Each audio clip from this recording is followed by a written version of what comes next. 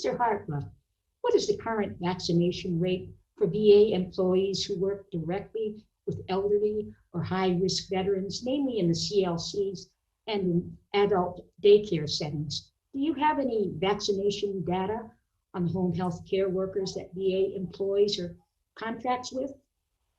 I don't have that exact number with me, but I can take it for the record and bring it forward. Okay.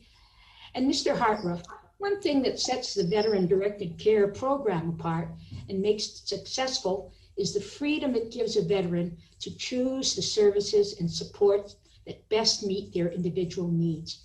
Do you think it would be worth considering how other VA programs could be adapted to take a similar approach? And how does the budget provided to veterans in the Veteran Day Directed Care Program differ from the compensation benefits administered by the Veterans Benefit Administration?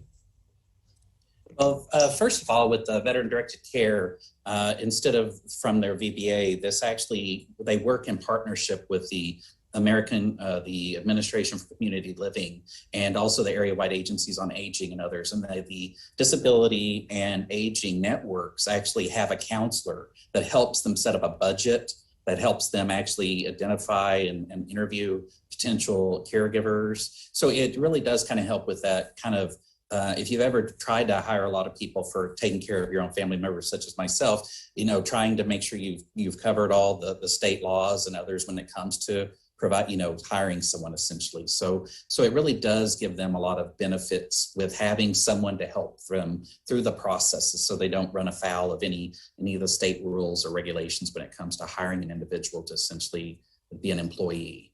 And then, yes, and I agree with the Veteran Directed Care Program is very important and successful, as well as our other programs. And I'm trying to remember the first part of your question. So please, if I didn't answer yours fully, please let me know, ma'am. Well, let's see. One thing that sets the Veteran Directed Care Program apart and makes it successful is the freedom it gives a veteran to choose services and support that best meet their individual needs. And do you think it would be worth considering how other VA programs could be adapted to take a similar approach? Yes, ma'am. We're currently looking at how we can pilot with even states. And so we're currently have multiple pilots where we're looking at different ways we can partner with states and dual beneficiaries to include like managed care programs. We're looking at how we can make things more veteran directed in nature with the program. So yes, ma'am, we're really wanting to start looking at outside of the traditional box that we've been in, and really look at how we can work and learn also from what CMS has learned with their multiple state pilots. So Mr. Hartruff, time is getting shorter, and let me insert one quick question here.